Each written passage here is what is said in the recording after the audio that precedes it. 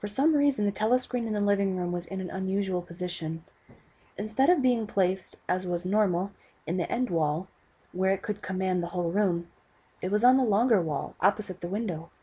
To one side of it there was a shallow alcove in which Winston was now sitting, and which, when the flats were built, had probably been intended to hold bookshelves.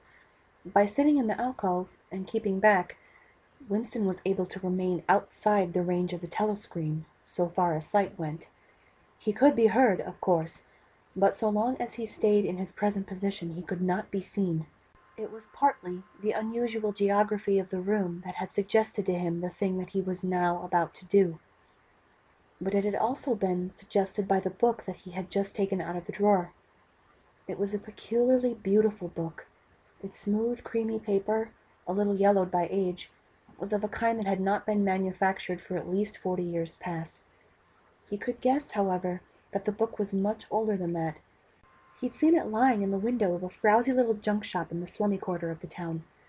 Just what quarter he did not now remember, and had been stricken immediately by an overwhelming desire to possess it.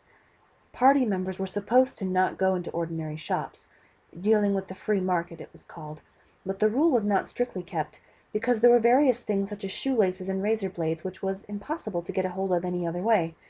He had given a quick glance up and down the street, and then had slipped inside and bought the book for just $2.50.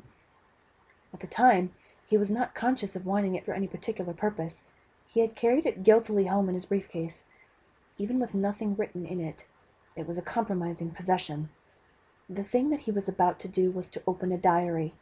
This was not illegal. Nothing was illegal, since there were no longer any laws. But if detected, it was reasonably certain that it would be punished by death, or at least 25 years in forced labor camp. Winston fitted a nib into the pen holder, and sucked it to get the grease off. The pen was an archaic instrument, seldom used even for signatures, and he was procured one furtively and with some difficulty, simply because of a feeling that that beautiful creamy paper deserved to be written on with a real nib instead of being scratched with an ink pencil. Actually, he was not used to writing by hand. Apart from very short notes, it was usual to dictate everything into speak-write, which was of course impossible for his present purpose. He dipped the pen into the ink, and then faltered for just a second. A tremor had gone through his bowels. To mark the paper was a decisive act. In small, clumsy letters, he wrote, April 4th, 1984. He sat back. A sense of complete helplessness had descended upon him. To begin with, he did not know with any certainty that this was 1984.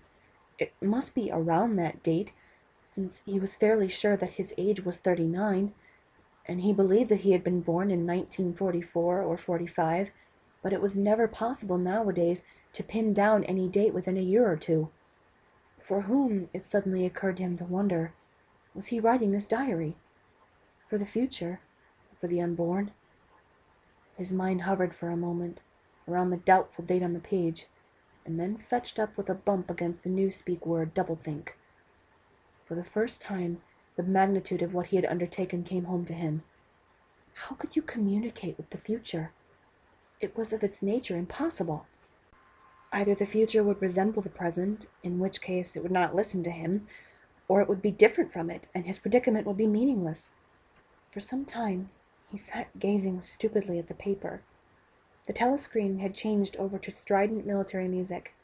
It was curious that he seemed not merely to have lost the power of expressing himself, but even to have forgotten what it was that he had originally intended to say. For weeks past he had been ready to make this moment, and it had never crossed his mind that anything would be needed except courage. The actual writing would be easy. All he had to do was to transfer the paper, the interminable restless monologue that had been running inside his head literally for years. At this moment, however, even the monologue had dried up. Moreover, his voracious ulcer had begun itching unbearably. He dared not scratch it, because if he did so, it always became inflamed. The seconds were ticking by. He was conscious of nothing except the blankness of the page in front of him, the itching of the skin above his ankle, the blaring of the music, and a slight booziness caused by the gin. Suddenly he began writing in sheer panic. only imperfectly aware that he was setting down. His small but childish handwriting straggled up and down the page, shedding first its capital letters and finally even its full stops. April 4th, 1984. Last night to the flicks, all war films. One very good one of a ship full of refugees being bombed somewhere off the Mediterranean. Audience much amused by shots of a great huge fat man trying to swim away from a helicopter after him. At first you saw him wallowing along in the water like a porpoise, and then you saw him through the helicopter's gun sights. Then he was full of holes, and the sea around him turned pink, and he sank as suddenly as though the holes had let the water in. The audience shouting with laughter when he sank. And then you saw a lifeboat full of children with a helicopter hovering over it. There was a middle-aged woman who might have been a Jewess sitting on top of the boat, with a little boy about 3 years old in her arms. The little boy screaming with fright and hiding his head between her breasts as if he was trying to burrow right into her, and the woman putting her arms around him and comforting him as though she was blue with fright herself, all the time covering up as much as possible, as if she thought her arms could keep the bullets off him. Then the helicopter planted a 20-kilo bomb, and among them, terrific flash, and the boat went all up into matchwood. And there was a wonderful shot of the child's arm going up, right air, up the helicopter with a camera in its nose. It must have followed it. And there was a lot of applause from the party seats, but a woman down in the pro part of the house suddenly started kicking up a fuss and shouting they didn't ought to have showed it, not in front of the kids, and they didn't ain't right, not in front of the kids, and he until the police turned her out. I don't suppose anything happened to her. Nobody cares what the pros say. Typical pro reaction. They never.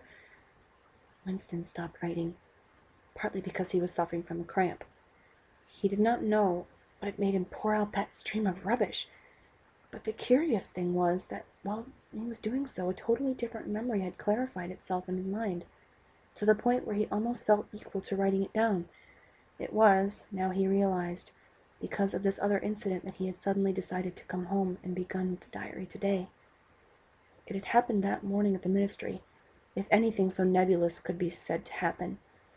It was nearly 1100, and in the records department where Winston worked, they were dragging the chairs out of the cubicles and grouping them in the center of the hall, opposite the big telescreen, in preparation for the 2 minutes hate. Winston was just taking his place in one of the middle rows, when two people whom he knew by sight, but of course had never spoken to, came unexpectedly into the room. One of them was the girl whom he often passed in the corridors.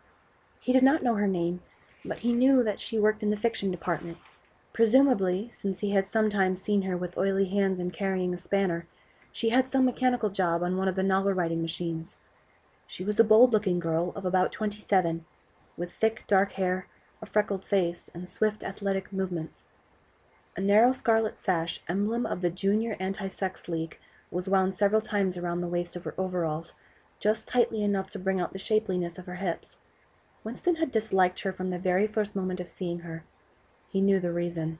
It was because of the atmosphere of hockey fields and cold baths and community hikes and general clean-mindedness which she managed to carry about with her. He disliked nearly all women, especially the young, pretty ones. It was always the women, and above all the young ones, who were the most bigoted adherents of the party, the swallowers of slogans, the amateur spies, and the nosers out of unorthodoxy. But this particular girl gave him the impression of being more dangerous than most. Once, when they had passed in the corridor, she had given him a quick, sidelong glance, which seemed to pierce right into him, and for a moment had filled him with black terror. The idea had even crossed his mind that she might be an agent of the thought police. That, it was true, was very unlikely. Still, he continued to feel a peculiar uneasiness, which had fear mixed up in it, as well as hostility, whenever she was anywhere near him.